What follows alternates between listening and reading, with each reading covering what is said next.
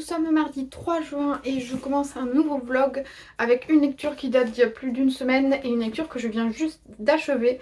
Je ferai un petit montage, coupage pour insérer 2-3 images de Gigi vu qu'à la demande générale, tout le monde veut voir le chat ici. Je me demande bien pourquoi j'ai fait une chaîne de livres alors que tout le monde veut voir des chats sur internet, mais c'est pas grave, je comprends. Je regarde aussi beaucoup de vidéos de chats. Je vais commencer par vous parler de Hyper de Émilie Chazeran. Donc là j'ai une épreuve non corrigée, c'est pour ça qu'il y a écrit épreuve non corrigée dessus. Mais il est déjà sorti, il est sorti le 22 mai aux éditions Pocket Jeunesse. Émilie Chazeran, je l'aime beaucoup, notamment pour son roman Annie au milieu qui était sorti chez Sarbacane dans la collection Exprime que j'avais trouvé super. Celui-ci rejoint sans aucune hésitation mes romans préférés de l'auteur parce que on y retrouve tout son humour qui est complètement déjanté, elle est complètement folle. Je pense que cette femme est hilarante dans la vraie vie parce que sinon je ne vois pas comment on peut écrire des romans aussi drôles.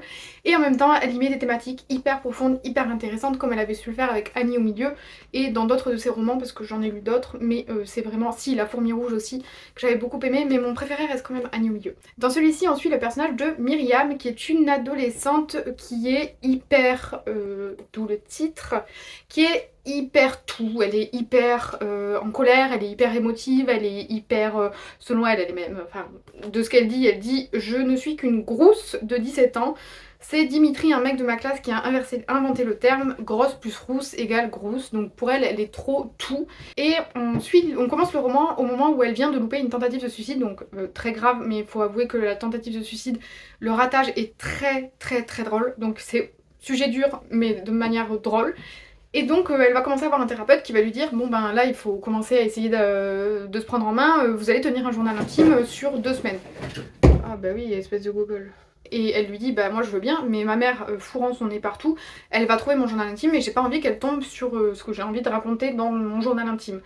Ce à quoi le thérapeute lui répond bon ben du coup vous allez en tenir 2, un que vous allez planquer là où votre mère va très bien savoir où est-ce que c'est et qu'elle lira, et un vrai journal intime dans lequel vous allez pouvoir tout lâcher. Et donc nous on suit les 2 journaux intimes chaque jour alternant donc le vrai et le faux journal. C'est ultra drôle parce que du coup il y a vraiment une version où c'est un peu ma maman chérie, je suis tout grâce à ma mère, etc. Et dans un autre, sa mère elle en prend pour son grade. Donc c'est ultra drôle. Par contre effectivement ça parle beaucoup de, déjà de grossophobie, c'est sûr et certain. Et ça parle évidemment de santé mentale parce que du coup elle est vraiment très mal. On sent que il y a quelque chose qui appartient à leur passé, à sa mère et à elle, qui est très compliqué. Bon déjà il y a le père qui est absent, mais il y a aussi quelque chose dans leur vie passée qui sera abordé dans le roman mais dont je parle pas ici parce que du coup moi ça m'a pris un peu au dépourvu, j'étais pas au courant et j'étais contente de le découvrir. Donc j'en parlerai pas ici. Mais du coup oui, il y a une autre thématique un peu importante, mais dans tous les cas ça parle de la famille, ça parle de santé mentale. C'est traité toujours avec Émilie Chazeran avec beaucoup d'humour. Le seul petit point, donc j'ai adoré, le seul petit point négatif que j'aurais à redire, c'est qu'à un moment donné du roman, qui n'est pas très gros quand même, 280 pages, il y a un peu trop, comment dire, d'événements too much. C'est que en gros, il y a un moment donné dans le livre, il se passe un truc où moi ça m'a un petit peu fait me dire, bon, légèrement on est dans la novella espagnole où il y a du drama dans l'air et c'est un peu too much. Donc ça fonctionne dans le récit, parce que je pense que déjà pour le public cible et pour tout ce que ça dit dans le roman, c'est utile et ça fonctionne. Mais moi c'était un peu, voilà, ça m'a un petit peu sorti du récit. Mais sinon ça reste un très bon livre, je vous dis extrêmement drôle. Il faut pas avoir peur de la vulgarité parce que Myriam elle est aussi hyper cash et il y a vraiment des gros mots et des trucs qu'elle dit. Enfin moi ça m'a fait mourir de rire, mais voilà. C'est vraiment grands ados pour moi parce qu'il y a quand même des sujets durs et qu'elle parle comme une ado de 17 ans, donc voilà. Je pense quand même à partir de 14 ans, et puis de savoir que ça aborde quand même voilà, des tentatives de suicide, la santé mentale, voilà. Donc il y a plein de choses quand même assez dures dans le roman, mais toujours traitées avec humour. Ensuite, avant que le chat pète un câble, je vous parle de ma lecture que j'ai finie ce matin. C'est mon pied ça! Casse-toi! Elle m'a griffé. Ah, elle essaie de défoncer mon pied. Je l'ai pas tapé, hein. Aïe aïe. Je l'ai tapé avec mon amour. Donc j'ai fini Everglades, je le lis notamment parce que je reçois l'auteur en rencontre à la librairie où je travaille. Donc je suis très contente d'avoir la chance de le recevoir. J'avais déjà lu Au nord de la frontière l'année précédente de lui, mais c'était mon premier roman, donc ça c'est mon deuxième, R.J. Ellory. Dans tous les cas, j'ai encore une fois beaucoup aimé. Je trouve que ce qui est fort avec lui, contrairement à d'autres auteurs en polar, c'est qu'en fait, je trouve qu'il ne tient pas tellement ses intrigues sur le suspense, l'enquête, les révélations, etc. Je trouve qu'il joue beaucoup plus sur la nature humaine, sur la noirceur, sur les injustices, sur la valeur de la famille, sur la culpabilité, sur plein de trucs, d'aspects de la nature humaine, et je trouve que c'est ce qu'il y a au cœur de ces romans. Pour l'instant, c'est ce que vraiment j'en ressors, et j'ai l'impression que c'est pareil dans ses autres romans. Ça se passe en Floride en 1976. On suit le personnage de Garrett Nelson qui est shérif, adjoint shérif, et qui va se retrouver dans une fusillade, qui va être blessé et qui du coup va en ressortir avec une jambe qui boite, et du coup il va plus pouvoir faire son boulot de adjoint au shérif, et du coup il va rentrer dans le pénitencier de Southern State. Je le prononce certainement très mal. Dans cette prison en 1976, la peine de mort est toujours, d'ailleurs je crois que c'est toujours le cas en Floride, elle est toujours là, la peine de mort. Et donc du coup on va suivre le parcours de cet adjoint, ex-adjoint au shérif, qui rentre dans une prison un peu... vraiment il y rentre sans vraiment vouloir y rentrer. Un peu comme ça, on dirait que c'est même pas lui qui prend la décision. Et il va nous raconter ce qui se passe dans cette prison. Il va y avoir plein de choses, dont une enquête dans la prison, dont je ne parle pas, mais voilà, il va se passer des trucs dans cette prison. On va donc avoir une intrigue de base, mais c'est surtout un questionnement, je trouve, sur la peine de mort, sur les conditions carcérales, sur l'injustice, sur le sentiment de culpabilité. Il y a aussi quand même en sous-texte, même en texte, mais sous-texte, la question raciale et la question des violences faites aux femmes. C'est très très chouette vraiment de suivre, d'avoir en fait un roman noir où on a quand même des réflexions. Il y a aussi une réflexion sur la religion, etc. Mais franchement, j'ai passé un super moment. J'ai corné des passages, mais ça c'est pour la rencontre. Donc, mais même en fait, je trouve qu'il y a une réflexion sur le fait de... Il le dit lui-même, enfin c'est la traduction, mais c'est entre les gardiens et les gardés. Je trouve qu'il y a vraiment plein de choses super intéressantes. Donc franchement, encore une très bonne lecture. Je vais continuer d'explorer sa bibliographie. Je parle pas beaucoup de polar sur cette chaîne parce que j'en lis pas énormément. Mais j'ai pas de fin de phrase. Je n'en lis pas énormément, j'en parle pas beaucoup. Sur ce, je vais finir mes avis lecture pour aujourd'hui. Je ne sais pas encore ce que je vais attaquer. Donc ce sera la surprise dans le prochain rush. Et voilà, je vous dis à plus tard. Tu sautes? Montre aux gens pourquoi tu fais du bruit quand je tourne une vidéo. Allez, je t'en prie. Vas-y. Allez, fais du bruit. Tu sautes ou pas? Je m'emmerde. Oh, je te parle. Vidéo angle pas flatteur pour dire que j'ai fait un sondage sur Instagram pour ma prochaine lecture, et j'ai la flemme d'attendre parce que là il faut que je commence un livre. Pour l'instant, les sondages sont pour Rowitchid au label Calix, donc je pense que je vais commencer ça. De toute façon, c'est celui qui va se lire le plus vite des 4-5 que j'avais proposé, et après on verra si j'enchaîne sur la guerre du pavot. Mais Rowitchid me tente, et puis de toute façon je me dis le côté fantasy pour Cozy, ça, pour moi ça passe ou ça casse.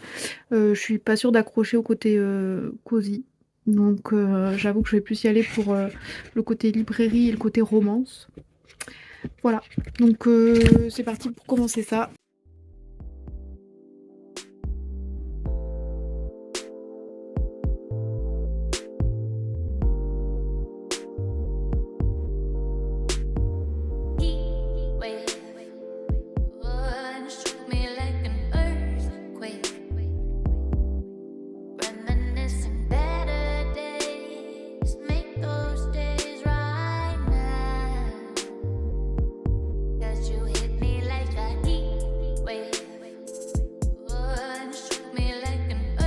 Ça me fait rire parce qu'on est page 1 et ça parle déjà de pommes d'amour.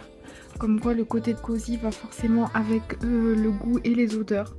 Voilà, donc la douceur du foyer, page 1, voilà, c'est Cozy, ça me fait rire. Mais c'est pas grave, on est là pour le Cozy. On y va les yeux fermés. Très mauvais jeu de mots.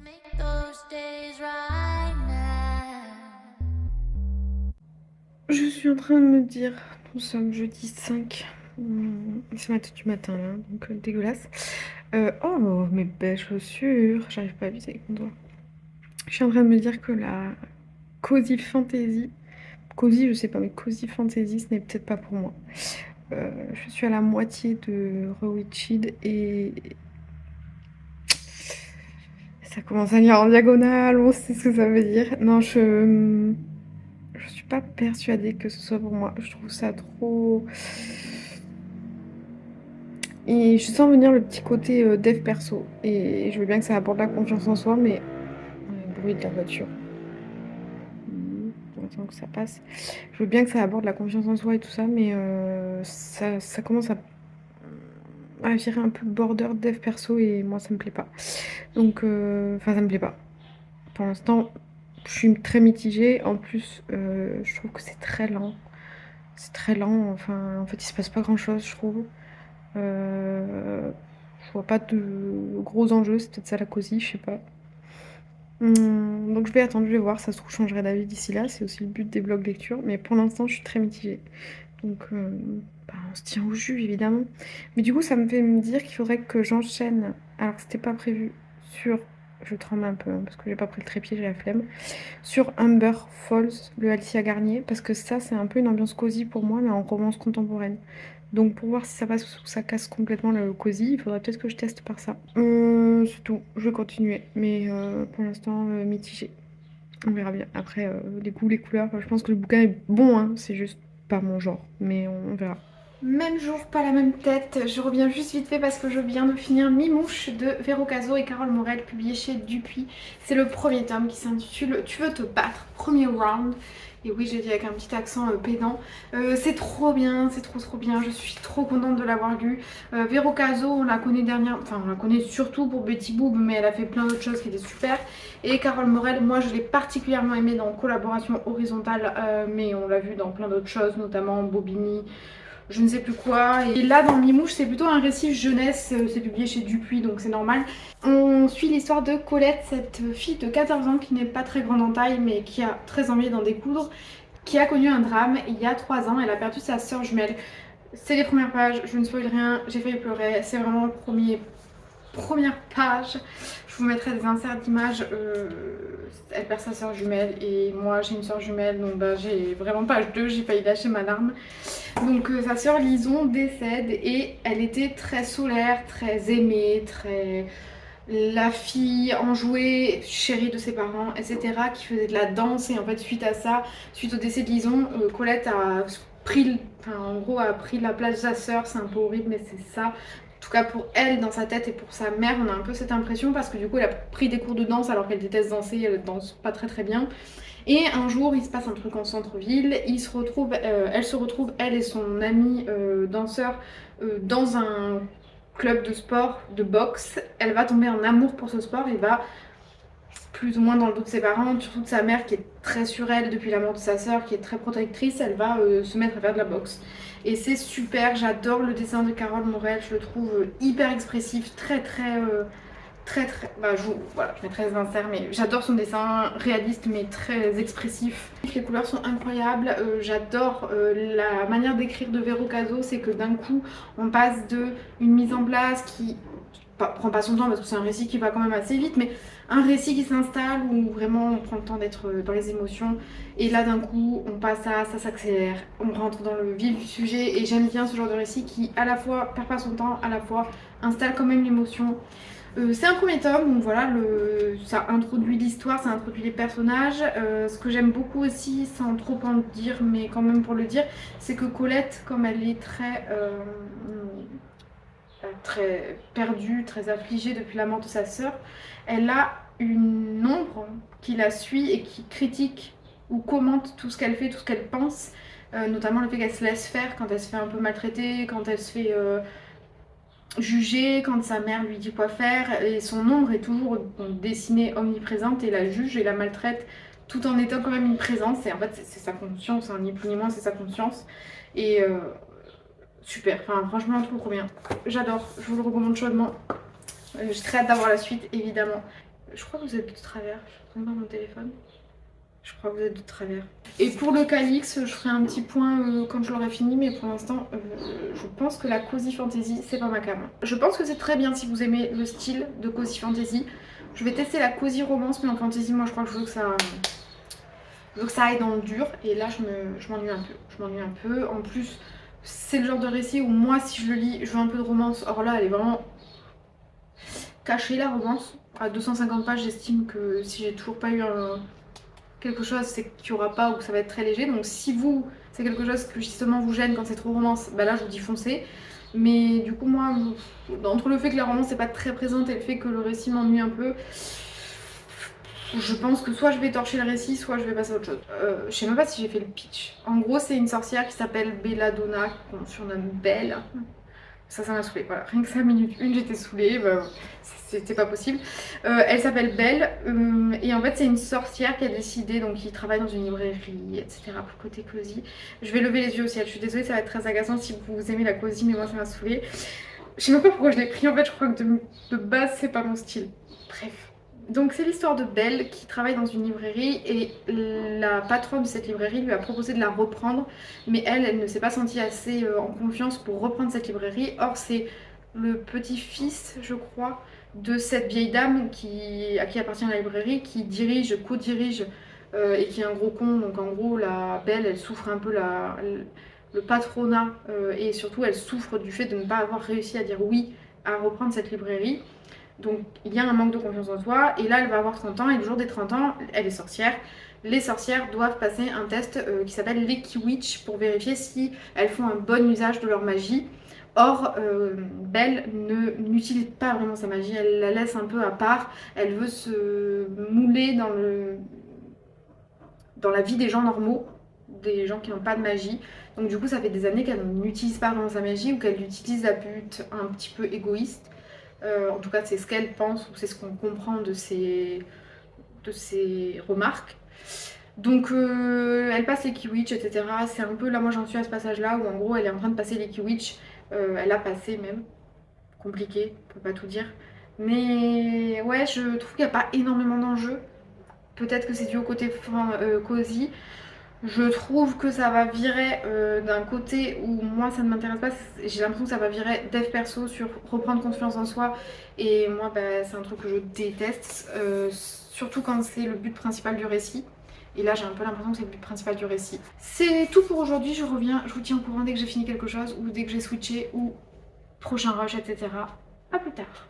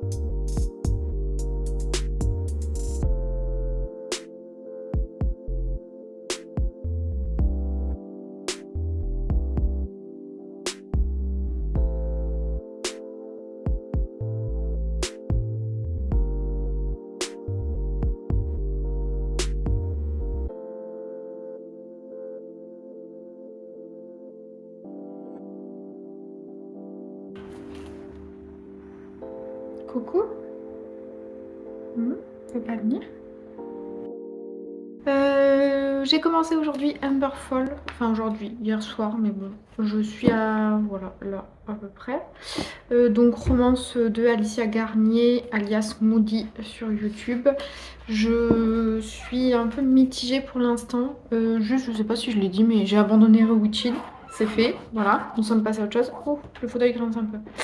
Donc pour l'instant c'est une ambiance un peu à la Gilmore Girls, donc j'aime bien l'ambiance, mais par contre j'avoue que de temps en temps l'écriture je suis un peu plus les récits en fait à la première personne, je sais que c'est très propre à la romance. J'ai fait ci, je fais ça, alors j'ai pensé ça, et en plus comme ça se veut un petit peu cosy, spécial, ambiance un peu witchy, même si c'est complètement dans notre monde à nous, qu'il n'y a pas du tout de magie. Il y a une ambiance un peu sorcière autour des femmes de la famille de notre protagoniste principale féminine. que de temps en temps, je trouve que ça abuse un peu sur le côté witchy, mais... Et en fait, c'est déjà ce que j'avais reproché à Alicia Garnier dans sa série universitaire, je me souviens plus du nom. C'est que en gros, c'est une Française qui écrit sur des choses qui se passent à l'étranger, aux États-Unis, ou là je crois que c'est en Écosse, ou en tout cas qu'il y a une veine écossaise. Et en fait, le truc, c'est que du coup, c'est un peu bizarre quand on le sait de lire quelque chose qui se passe à l'étranger, alors qu'en fait, ben, les Françaises, j'ai l'impression que des fois, ça fait pas naturel. Mais c'est peut-être moi parce que je suis au courant qu'elle est française. Je ne sais pas. Pour l'instant, ça n'a pas beaucoup avancé dans leur romance, mais parce que ça implante la relation et le passé qu'ils ont. Donc on alterne les points de vue de Julie, la prota féministe, et on alterne les points de vue du prota masculin, mais sur le passé. Ça commence, ils ont une dizaine d'années, je crois, quand ils se rencontrent, et après, lui, on a que son point de vue en flashback. Pour l'instant, j'aime bien, mais sans non plus me taper le cul par terre, donc à voir. À voir, à voir. Après, si c'est un échec comme Rewitched, je pense que je laisserai tomber ce qui est un peu cosy et j'irai taper dans le dur et je me mettrai à relire de la fantasy qui envoie du pâté. Donc un peu d'horreur dans ma vie, apparemment, c'est ce dont j'ai besoin. Bizarre, mais bon. Il y a quelque chose aussi que j'ai remarqué qui me saoulait dans les romances, c'est les surnoms. Les surnoms que se donnent les membres d'une même famille, le couple, les petits surnoms en mode ah, je t'appelle comme ça depuis l'enfance. En vrai, sauf si c'est un surnom genre bébé, machin, chéri, enfin vous savez, des petites appellations qui existent déjà pour les couples ou pour les membres d'une même famille, genre doudou, machin, et encore. À l'écrit, c'est bizarre. Mais là, c'est genre petite sorcière.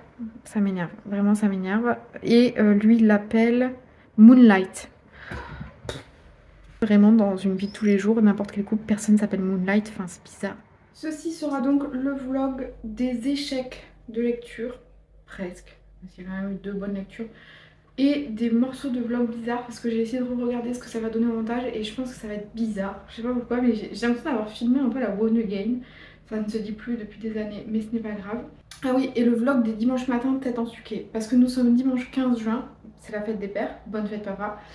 Je sais que tu regardes les vidéos en plus, mais j'avoue que là, je suis en fait, je suis dans le même état que mes lectures, c'est-à-dire que j'ai été tellement préoccupée par la rencontre que je devais organiser à la librairie que je me suis dit ne lis rien de trop compliqué à côté, donc je me suis dit romance, cosy, machin et tout. Et en fait, ça a été des échecs sur échecs sur échecs, quasiment, parce que du coup, j'ai lu Funny Story d'Emilie Henry qui vient de sortir aux éditions Hauteville, que j'ai beaucoup aimé. En fait, j'adore Emilie Henry, pour le coup, c'est quasi une valeur sûre. Le seul que j'ai pas lu d'elle traduit en français, je crois que c'est Happy Place. Mais Funny Story, j'ai beaucoup aimé, là où en gros on retrouve un peu tous les tropes qu'il y avait dans Humberfall, notamment le fake dating et mine de rien le Friends to Lovers, parce que avant d'être un enemy to Lovers, c'était un Friends to Lovers. Bref, non, c'est. Oui, si, quand même. Je suis pas claire avec moi-même. En lisant Funny Story, j'ai trouvé ce qui m'avait pas plu dans Humberfall, c'est qu'en fait je trouve qu'il y a certaines autrices de romance qui écrivent, je vais boire du café, qui écrivent leurs personnages trop en surface. C'est que leur caractère ou leur personnalité, on a l'impression qu'ils sont décrits, qu'ils ou elles sont décrites, mais ça reste très par rapport à leur passé, par rapport à des choses qu'on veut leur faire faire. C'est pas une vraie personnalité, c'est très en surface. C'est par exemple, il a décidé de rester parce qu'avec sa famille c'est compliqué. Bah d'accord, mais ça dit pas grand chose de lui au final. Là où dans Funny Story, le personnage, le personnage féminin comme le personnage masculin, Miles et merde, je me souviens plus du prénom de la fille, c'est pas très grave, on s'en fiche. Ils sont tellement décrits, il y a vraiment des traits de la personnalité de la fille où je pouvais vraiment m'identifier, et au-delà de l'identification, c'était tellement décrit que du coup ça les rendait réellement attachants. Et si dans une romance qui est quand même remplie de clichés, on n'a pas quelque chose d'un peu original ou d'un peu une accroche, bah, moi en fait maintenant je suis trop compliquée. Genre Humberfall, je pense que c'était sympa, mais bah en fait, je me suis pas attachée au personnage, je trouve ça très en surface. En plus, c'est censé être autour d'un concours de pâtisserie. On en voit 3 pages la couleur, donc ben du coup moi je suis très déçue. Le côté small town, petite ville, oui il y est, j'avoue que ça donne une petite ambiance Gilmore Girls, mais encore une fois j'ai l'impression que c'était très en surface. Et les personnages, je les ai trouvés, ouais, pas si attachants que ça. Trop en surface. Mais Funny Story, très bonne lecture. Même si j'avoue que il fait 400 pages et quelques, bon, arrivé aux 300, on sait que voilà, c'est bon quoi. Les 100 dernières, c'est toujours un peu, oui bon, je vois où est-ce qu'on va madame, on peut abréger, pas de retournement de situation inutile, on sait qu'ils vont finir ensemble. Mais bon, là je suis dans une lecture dont je ne risque, bon, je vais peut-être en parler, mais c'est un peu dans la continuité de ces lectures où je me suis dit, il faut pas se prendre la tête.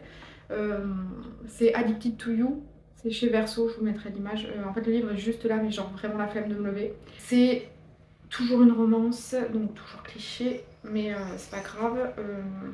En fait, j'ai dit à un moment donné dans le vlog dernier, que j'avais envie de romance en ce moment. Je suis en train de me dire que finalement, faut que je fasse une pause parce que là, j'en peux plus.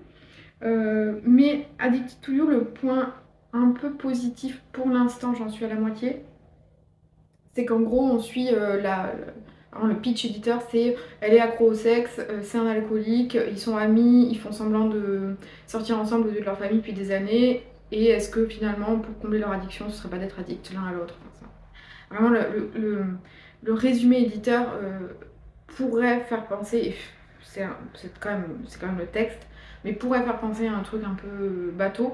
Mais ce que je trouve intéressant quand même par rapport à d'autres romances, c'est que ça traite quand même réellement des addictions. C'est-à-dire qu'en fait, c'est pas juste il picole un peu trop, elle aime un peu trop le sexe. Non, vraiment, c'est une addiction et il y a vraiment la question de, en gros, de désintox au premier sens du terme. Et le côté Friends to Lovers fonctionne vraiment bien parce que il y a les failles d'une relation amicale où des fois, bon ben, vraiment, si tu peux pas compter sur ton ami, t'as plus personne. Et eux, c'est vraiment ça. Et après, il y a quand même bah, voilà, le truc des addictions qui pourrissent vraiment leur vie. Et le fait qu'ils essaient de se s'aider l'un l'autre. Mais là, le problème, c'est qu'ils ont chacun un gros problème. Donc, est-ce qu'ils vont réussir, entre guillemets, à s'aimer avec ces gros problèmes? Pour l'instant, j'aime bien. Le seul truc qui me fait un peu peur, c'est que c'est une très longue série. Je crois que sur le même couple, si je dis pas de conneries, il y a 5 tomes. Donc je veux voir un peu où ça va pour voir si j'ai envie de continuer. Ah bah d'ailleurs j'ai le 2 ici qui vient de sortir. Donc le premier c'était Addicted to You, là c'est Ricochet. Et bon j'ai eu le malheur de regarder la première ligne du résumé, donc je vois un peu où ça va. Mais je vais voir si j'accroche. Mais pour l'instant en tout cas les personnages me plaisent bien parce que c'est de vrais problèmes pour eux, leurs addictions. Donc c'est pas juste un truc en fond. Encore une fois, personnalité développée, etc. Bon, tout ça pour dire que je vais finir Addicted to You. Après, il faut vraiment que je switch sur autre chose. J'hésite à passer à la rentrée littéraire. Nous sommes quand même mi-juin. La rentrée littéraire commence mi-août. Oui, bébé? Mais oui, le monte. Ben oui. La rentrée littéraire commence mi-août. Tu aimes bien le nouveau fauteuil, hein? Oui, tu aimes bien le nouveau fauteuil. La rentrée littéraire commence mi-août et là j'ai pas encore reçu beaucoup de services presse, pardon. Mais oui, oui, oui, oui. Mais j'en ai quand même quelques-uns et ce serait bien que je m'y attaque, sinon après je vais me retrouver le bec dans l'eau. Et de toute façon, là, comme rien me fait trop envie à d'autres niveaux, si, il y a la guerre du pavot. Mais comme je suis un peu dans un creux de lecture, je suis pas sûre que ce soit le bon moment de le lire. J'ai un peu peur de louper le coup de cœur. Par contre, il fait super des poids. J'ai l'impression d'éplucher une patate là. Donc je pense que je vais clôturer ce vlog ici. J'espère que ce sera pas trop déprimant à regarder parce que c'était pas non plus les meilleures lectures de ma vie. Mais c'est pas très grave. Normalement le but du vlog c'est quand même de raconter un peu au jour le jour. Je pense que j'ai loupé des jours. Enfin bref, ça a été chaotique ces dernières semaines. J'espère retrouver un meilleur rythme et surtout de meilleures lectures. En fait, soit je me plonge dans la rentrée littéraire, soit je me plonge sur des poches un peu été fond de librairie. Genre j'ai très envie de lire Mais il tourne, mais j'adore, il tourne, c'est tellement facile. Genre Abigail Assor, j'ai adoré La Nuit de David, la rentrée littéraire l'année dernière, j'ai très envie de lire son premier roman. Et pour le coup c'est années 90, Casablanca, je crois qu'il se baigne dans les mers du Maroc, enfin ça a l'air vraiment genre très estival et en même temps comme j'avais adoré sa plume. Je me dis peut-être repartir sur une plume de qualité avec un récit de qualité, ça peut être pas mal. Pourquoi la chaudière se déclenche? C'est bon, il fait 30 degrés dehors, on peut s'arrêter. Hein. J'espère que ce vlog vous aura plu. N'hésitez pas à laisser un petit commentaire, ça me fait toujours plaisir, vous le savez. Et en plus, je prends vraiment le temps de répondre. N'hésitez pas à vous abonner, liker, etc. etc. Et après, si vous n'en avez rien à faire, c'est pas grave. Merci de m'avoir écouté jusque-là. Je vous souhaite une bonne semaine, une bonne journée, une bonne soirée. Et je vous dis à bientôt. Dans ce sens-là, je sais pas ce qui est mieux là.